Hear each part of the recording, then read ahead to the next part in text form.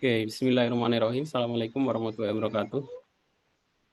Waalaikumsalam Waalaikumsalam warahmatullahi Waalaikumsalam wabarakatuh. warahmatullahi wabarakatuh.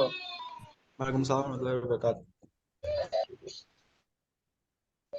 Oke, alhamdulillah di pagi hari ini kita bertemu untuk pertama kali di perkuliahan bahasa pemrograman ya, kelas TI 23A2.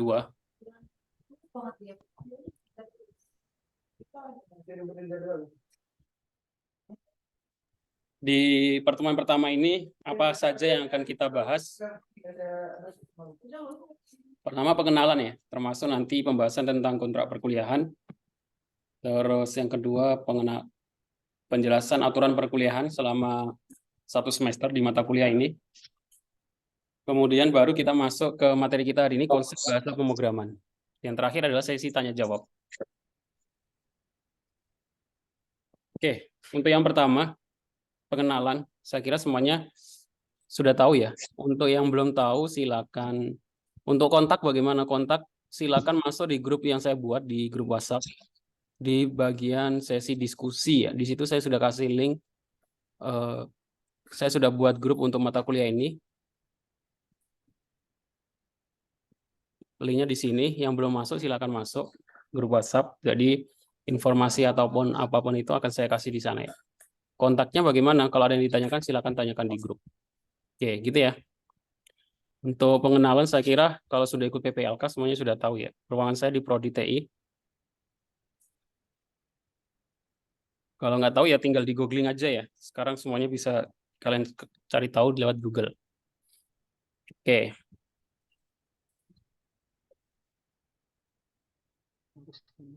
Masuk ke kontrak perkuliahan.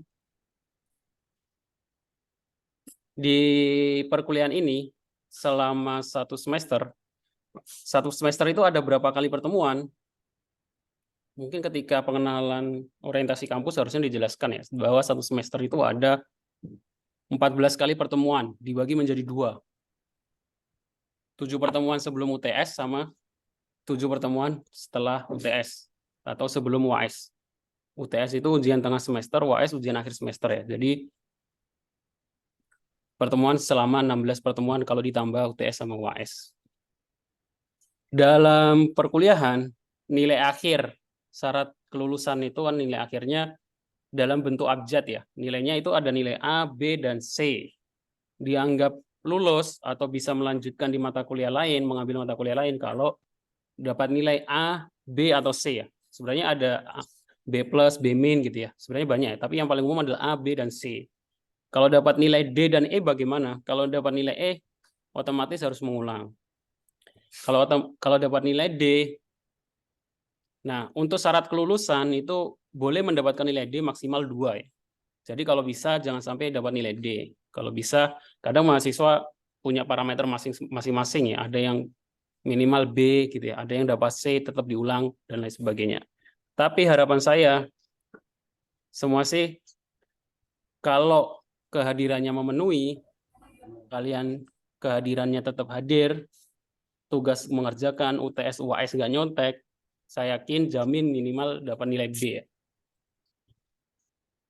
Ya. Jadi parameter kelulusan itu ada nilai akhirnya ada 4 parameter ya. Yang pertama kehadiran. Kehadiran tadi 14 pertemuan, persentasenya 15%. Terus ada lagi tugas. Tugas ini presentasinya 20%. Setiap tugas terakhir pengumpulannya kapan? Terakhir pengumpulannya sebelum UTS atau sebelum UAS. Jadi kalau tugasnya sebelum UTS, terakhirnya UTS. Kalau tugasnya setelah UTS, terakhirnya UAS. Jadi jangan pernah ada nanya lagi, Pak, kapan terakhir pengumpulan tugas? Gitu. Kalau masih ada yang nanya, nggak akan saya jawab. Langsung saya delete pertanyaannya. Jadi tugas terakhir pengumpulannya sebelum UTS atau UAS. Tidak ada toleransi. Ya, setelah UAS mau mengumpulin tugas atau setelah UTS mau mengumpulin tugas sebelum UTS, nggak akan dikoreksi. Oke, seperti itu. Untuk nilai UTS UAS bagaimana? UTS presentasinya 30%, UAS presentasinya 35%. Syarat kelulusan itu minimal paling nggak harus ikut UTS dan UAS ya. minimal harus ikut UTS dan UAS. Jadi walaupun nih kehadiran tugas tapi nggak ikut UTS atau nggak ikut UAS, kemungkinan nggak akan bisa lulus ya. Jadi harus tetap ikut UTS dan ikut UAS. Jadi parameternya ada 15 tambah 20 tambah 30% UTS dan 35% UAS. Sampai sini ada yang mau ditanyakan?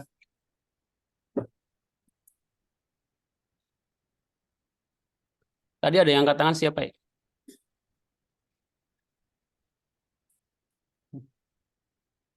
Kalau ada yang mau ditanyakan silakan.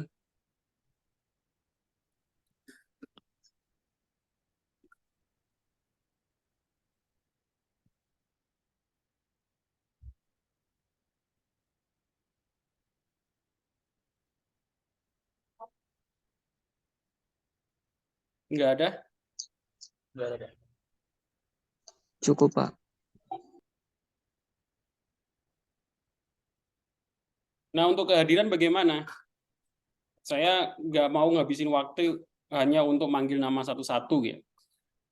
Jadi untuk kehadiran kalau online dihitung dari apa? Dari mengklik tombol online. Jadi kalau yang merasa belum mengklik tombol online, jadi nggak perlu nanya link Zoom-nya di mana gitu ya. Link Zoom itu akan muncul kalau kalian klik tombol online. Sekaligus untuk absensi. Jadi yang klik tombol online itu otomatis absen ketika perkuliahan dilaksanakan secara online atau lewat Zoom. Kalau offline, absennya lewat mana? Absennya lewat e-kampus.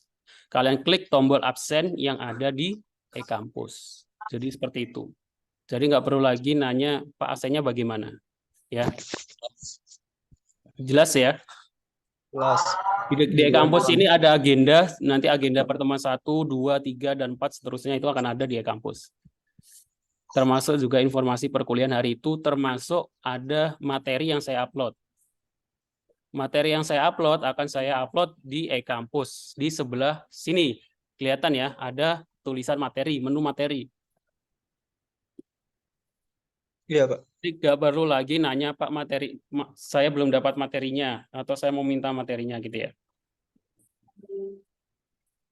Untuk rekaman perkuliahan kalau ada Zoom, akan saya taruh di sini. Oke.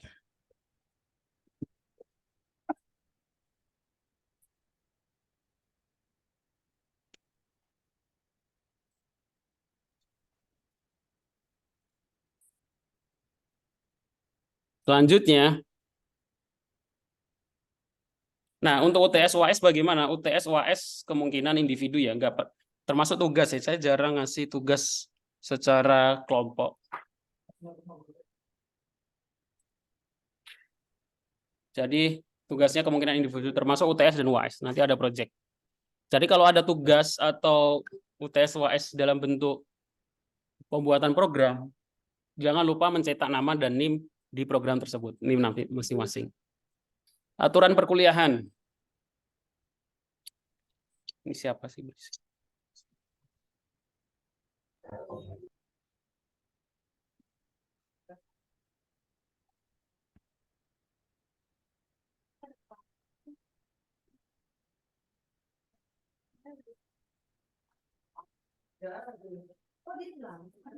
Aturan perkuliahan, kehadiran bagaimana? Tadi sudah saya jelaskan, kehadiran presentasi kehadiran sesuai dengan kontrak kuliah. Pengumpulan tugas dan laporan terakhir sebelum UTS dan UAS, setiap program harus ada nama dan NIM. Jadi nanti kalau ada buat program, harus mencetak nama dan NIM masing-masing terlebih dahulu.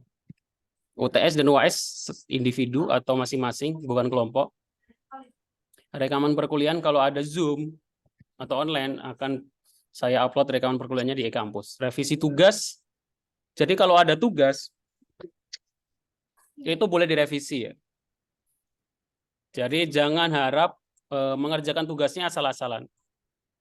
Jadi jangan anggap perkuliahan itu mudah ya. Seperti kalian ketika masih duduk di bangku menengah atas gitu ya. Jadi yang penting masuk, ngerjain tugas asal-asalan, jawab UTS UAS asal-asalan lulus. Enggak akan seperti itu perkuliahannya.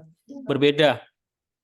Di perkuliahan kalau kalian walaupun datang tapi ngerjain tugasnya asal-asalan, ya nggak akan dapat nilai. Harus benar, harus sesuai. Tujuannya supaya apa? Supaya kalian bisa atau mampu menguasai materi yang disampaikan. Jadi kalau tugasnya asal-asalan, walaupun ngumpulin juga belum tentu dapat nilai. Daripada ngerjain tugas asal-asalan, mending gak usah ngumpulin sekalian. Kenapa? Ya karena daripada menambah pekerjaan saya untuk ngoreksi gitu. Kalau ada nilai min, kalau ngerjain tugas asal-asalan bisa min ya. Kenapa? Ya nambah pekerjaan. Saya sudah capek-capek ngoreksi, tapi kerjaannya asal-asalan gitu ya. Jadi kalau memang copy paste atau nggak mau ngerjain atau emang nggak sempat ngerjain, nggak usah, nggak apa-apa. Seperti itu ya. Oke, informasi perkuliahan semuanya kalian bisa dapatkan infonya di e-kampus.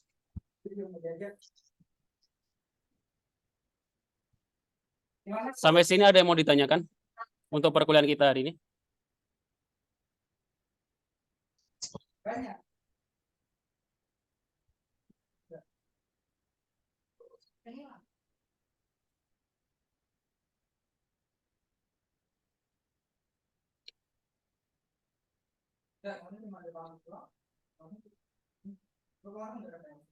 Saya ke TL.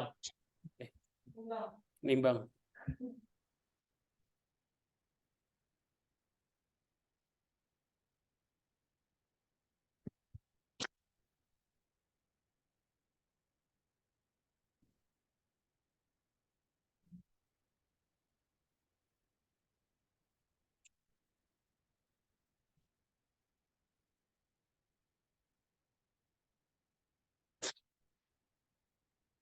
Oke, ada yang mau ditanyakan? Nggak ada. Saya lanjutkan. Oke, sebelum saya masuk ke bahasa pemrograman, konsep bahasa pemrograman, kita fokus dulu ke apa yang akan kita pakai selama perkuliahan ya. Yaitu perangkat lunak, perangkat keras komputer. Yang jadi pertanyaan adalah, apakah mahasiswa informatika itu harus punya komputer atau punya laptop? Nah, itu yang kadang ditanyakan sih sebenarnya. Apakah harus punya? Saya kira itu pertanyaan kalau kayak kalian masuk ke jurusan seni gitu ya. Apakah harus punya buku gambar? Aneh kalau nggak punya buku gambar masuk ke jurusan seni gitu ya. Karena apa? Ya karena itu alat yang digunakan untuk dipakai gitu ya. Kalau kalian ikut kursus sepak bola tapi nggak punya sepatu bola gitu. Agak aneh sih sebenarnya. Apakah harus miliki sendiri? Itu yang jadi pertanyaannya. Nggak harus ya. Yang penting kalian bisa pakai gitu ya. Entah itu minjam atau punya keluarga atau punya teman gitu ya. Kenapa? Ya karena emang apa yang akan kita pelajari parameternya itu dari kita semuanya kerjakan di komputer. Oke. Nah, sebelum masuk ke bahasa pemrograman, jadi masing-masing mungkin latar belakang mahasiswa di sini kan macam-macam ya. Mungkin barangkali ada yang belum pernah megang komputer atau masih awam gitu ya. Dari sekarang berusaha untuk mempelajari ya. Jangan sampai ketinggalan. Maksudnya idealnya mahasiswa informatika itu sudah paham bagaimana komputer itu dijalankan, dibangun gitu ya. Yang dimaksud motherboard itu gunanya fungsinya untuk apa, prosesor itu fungsinya untuk apa, memori itu fungsinya untuk apa gitu ya. Harus dipelajari. Caranya gimana? Ya, masing-masing saya yakin kan punya handphone ya, koneksi internet. Dari sekarang harus apa ya? Rasa ingin tahu dalam bidang komputernya itu harus dibangun. Sebenarnya keyboard itu cara kerjanya bagaimana?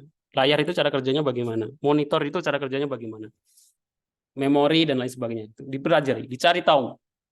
Masih ada waktu ya. Sebelum masuk ke bahasa pemrograman. Termasuk dari sistem operasi yang digunakan. Windows 7, ada yang pakai Windows 7, sejarah Windows gitu ya. Sistem operasi, terus basic, hal-hal basic yang ada hubungannya tentang komputer itu saya kira harusnya sudah dipahami. Dimulai dari sekarang. Kalau masih ada yang belum paham ya dipelajari dari sekarang. Proses dalam perangkat komputer itu ada tiga ya, ada input, proses, dan output. Input itu sesuatu yang kita inputkan ke komputer, bisa menggunakan mouse, mikrofon, keyboard, terus ada proses processing. Processing itu proses yang memproses data yang diinputkan. Menggunakan apa? Menggunakan memori dan CPU. Setelah diproses, nanti dia akan melakukan pengeluaran atau output dalam bentuk print, data, atau dalam bentuk layar. Terus di bagian bawah ini ada namanya storage atau penyimpanan, device penyimpanan. Dalam bentuk disket, hard disk, magnetic, tab, CD drive, dan lain sebagainya. Kalau sekarang masih yang paling sering dipakai ya USB ya. Kan sekarang jarang USB, pakai drive itu juga bisa. Jadi penyimpanan itu, media penyimpanan itu adalah media yang kita gunakan untuk menyimpan data kita.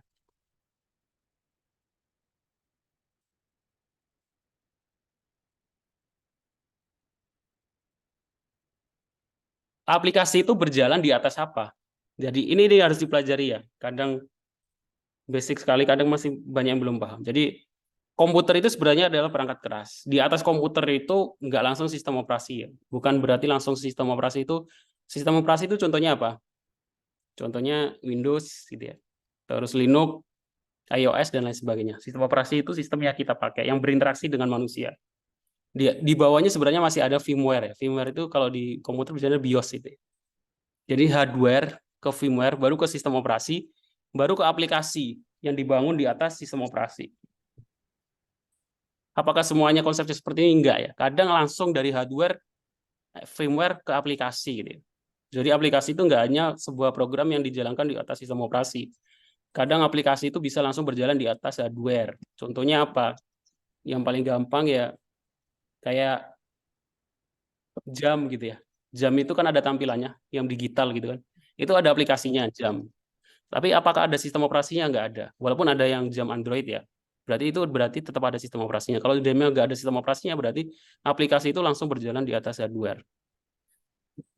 Sebelum ada firmware.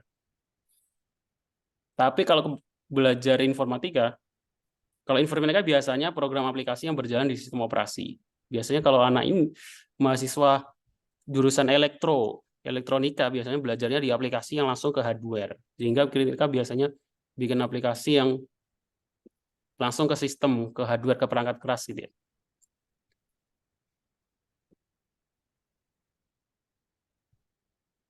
Tadi sudah saya bahas media penyimpanan. Nah, setiap media penyimpanan itu kan ada ukurannya. Semakin tahun, semakin hari, semakin besar gitu ya. Saya kira harusnya sudah paham, siapa lagi yang karena zaman sekarang ya bisa membedakan. Kalau masih belum ya harus dipelajari. Apa perbedaannya antara bit dan byte? Satu bit itu berapa byte, satu byte itu berapa bit. Jadi bisa dibedakan antara bit dan byte. B kecil dan B besar. Ya, kilobyte sama kilobit. Jadi 1 megabyte itu sebenarnya adalah 1024 ya. Jadi kadang tapi sebenarnya orang lebih mudah menyebutnya 1000 ya. Tapi idealnya itu 1024, ada 24-nya. Silakan dipelajari, dipahami antara kilobyte, megabyte, gigabyte, terabyte. Di atasnya lagi sebenarnya masih ada. Oke. Di dalam komputer juga mempunyai sistem bilangan sendiri. Tadi ukuran data dalam komputer ya. Sistem bilangannya yang kalian pelajari sebelumnya mungkin kan hanya sistem bilangan desimal ya, yang kalian biasa pelajari dari SD sampai SMA gitu ya. 0, 1, 2, 3, 4, 5, 6, 7, 8. Sebenarnya ada 4 sistem bilangan. Ada desimal, oktal, biner, dan heksadesimal. Mungkin akan kalian pelajari di mata kuliah lain ya, detail bagaimana konversi antara desimal ke oktal. Oktal itu sistem bilangan yang merupakan basisnya 8, dari 0 sampai 8. Terus biner, sistem bilangan yang mengenal hanya 2 angka saja, 0 dan 1. Yang ini biasanya dikenal perangkat komputer biasanya menggunakan bilangan angka biner. Terus ada heksadesimal, sistem bilangan yang sistem berbasis 16.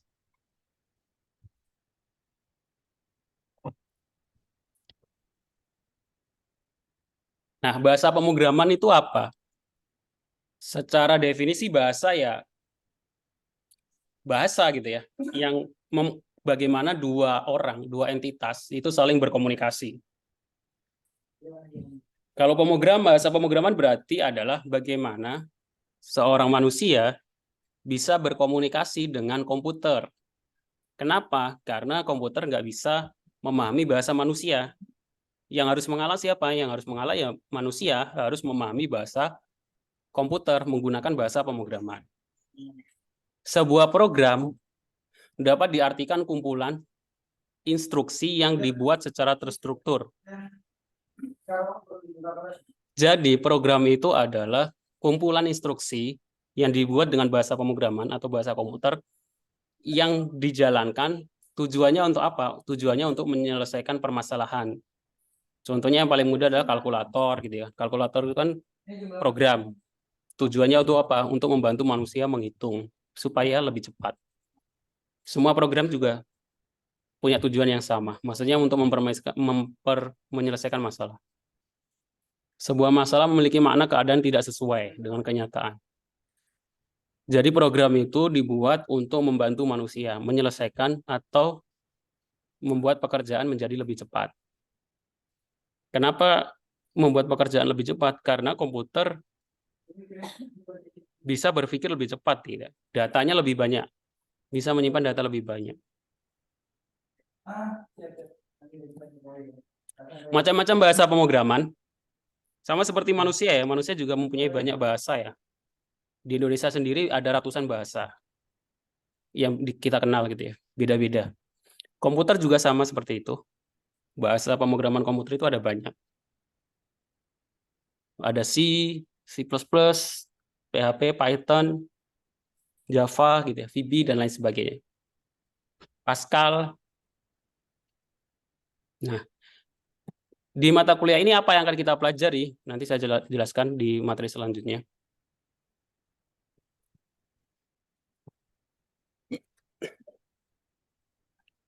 Jenis-jenis bahasa pemrograman.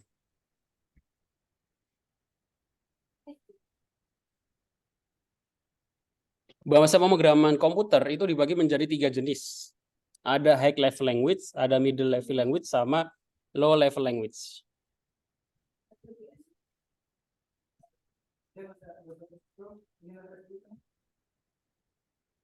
Saya jelaskan dulu yang low level language itu apa maksudnya. Low level language itu adalah bahasa yang lebih mudah dipahami oleh perangkat keras atau komputer atau perangkat komputer.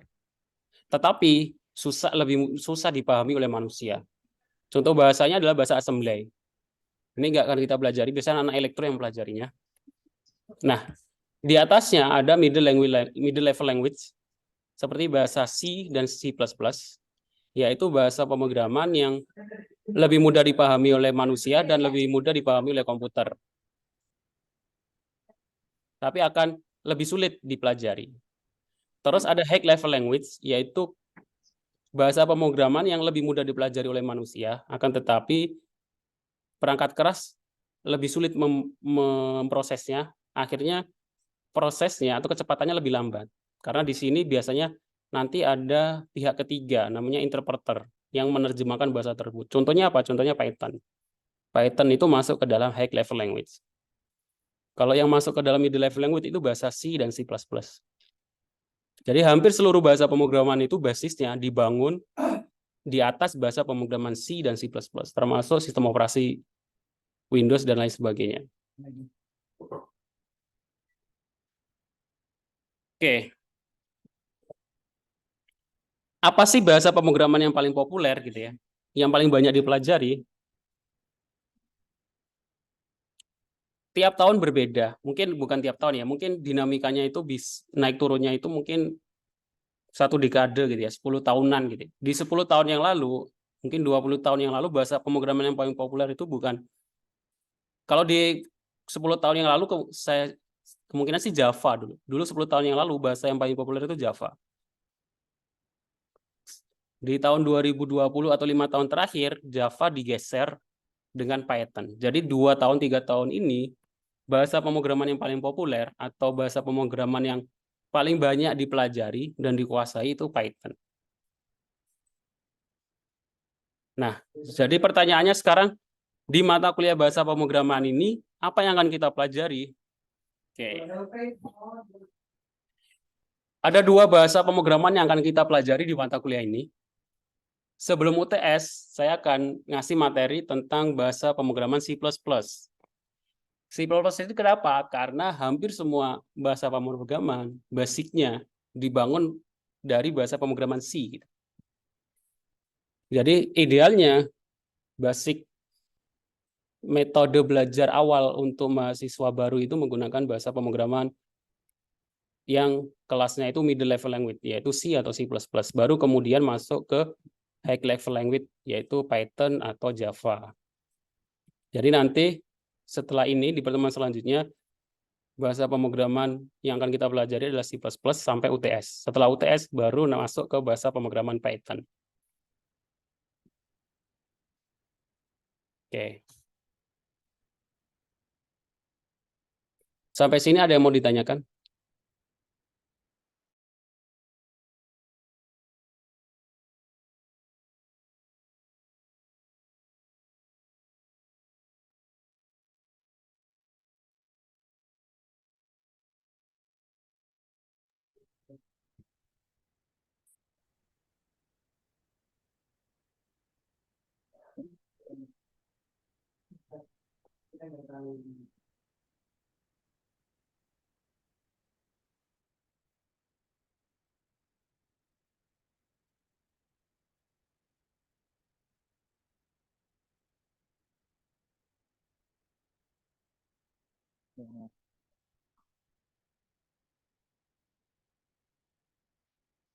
Oke, saya lanjutkan kalau nggak ditanyakan. Selanjutnya bagaimana? Oke. Pak Novel tidur, Pak.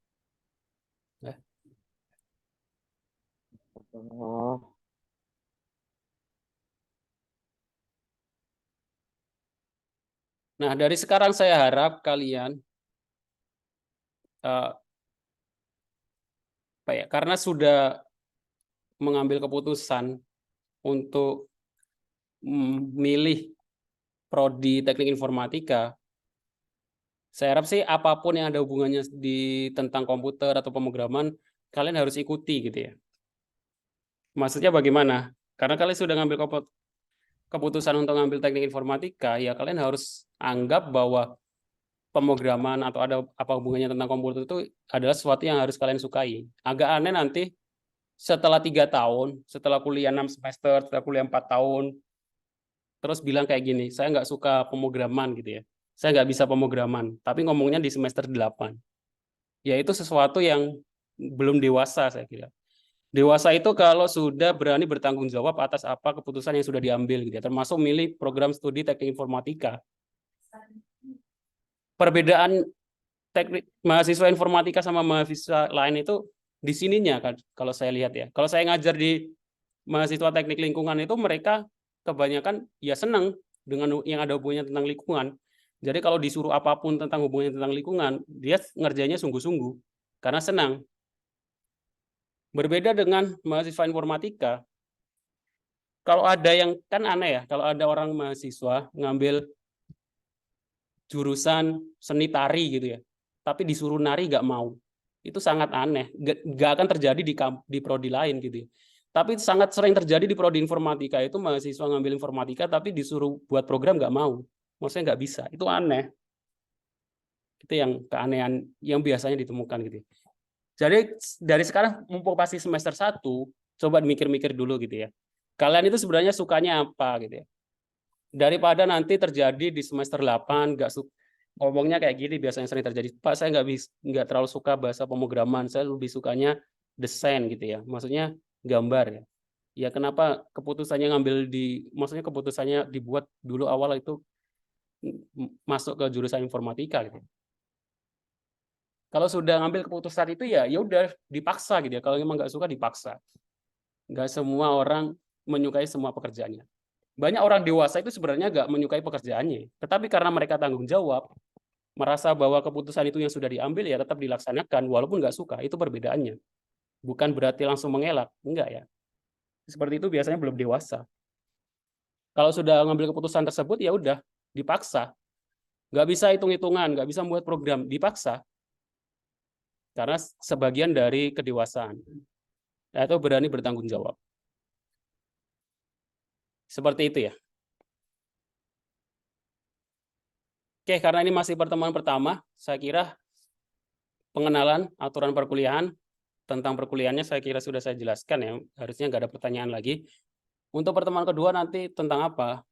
Setelah ini, karena masih ada waktu, seharusnya perkuliahan kita adalah dari pukul 8.30 9.30 sampai pukul 12. Oke. Sisa waktunya digunakan untuk apa? Sisa waktunya silakan menginstal bahasa pemrograman yang akan kita pelajari, yaitu C++. Jadi C++ itu tidak terinstall otomatis di Windows ya. Jadi kita harus install terlebih dahulu. Terus kita menggunakan apa? Kalau untuk membuat aplikasi C++ itu kita menggunakan apa? Kita menggunakan Visual Studio Code, VS Code atau VS Code. Jadi silakan masing-masing install C++ dan Visual Studio Code. Jadi tugasnya sisa waktu dari perkuliahan kita masih ada waktu sampai jam 12. Masing-masing laptopnya atau komputernya menginstal C++.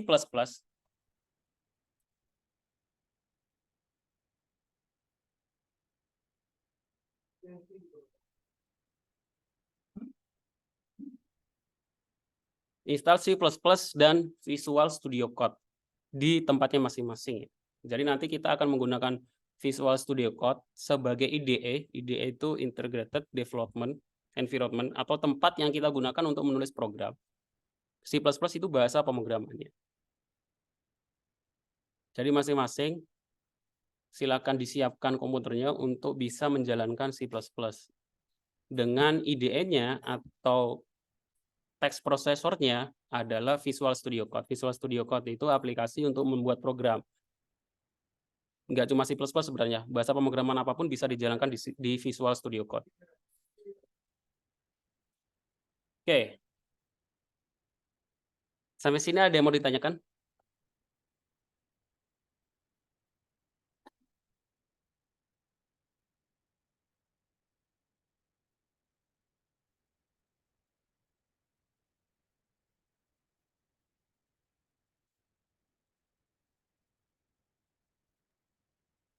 Pak, maaf, Iya. download C++-nya via ekstensi ya, Pak? Sebelumnya saya udah pernah download sih di VS Code. Iya, kalau Visual Studio Code via ekstensi.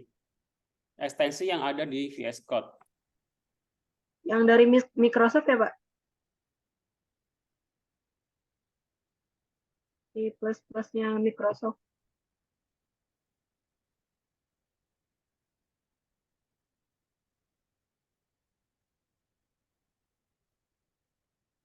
Ekstensi yang ada di Visual Studio Code sih. Jadi Visual Studio Code bagian sini ada ekstensi.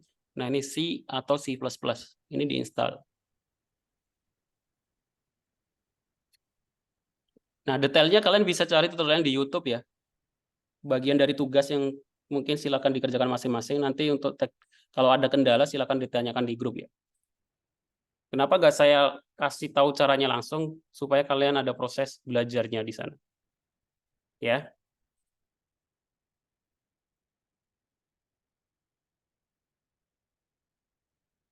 Ada lagi pertanyaan?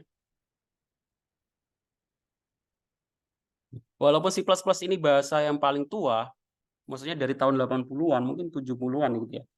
Tapi dia terus di maintenance ya, maksudnya terus diupdate ya. Bahkan update terakhir itu C++ 11 itu di tahun 2021 atau 2020 gitu ya. Versi terbarunya.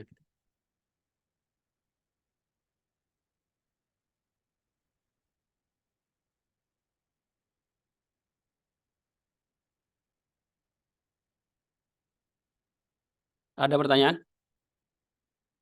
Nggak ada?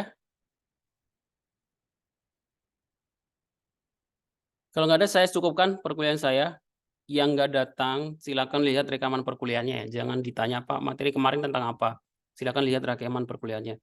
Terus di pertemuan selanjutnya nanti saya akan langsung bahas tentang pembuatan program pertama kali menggunakan C++.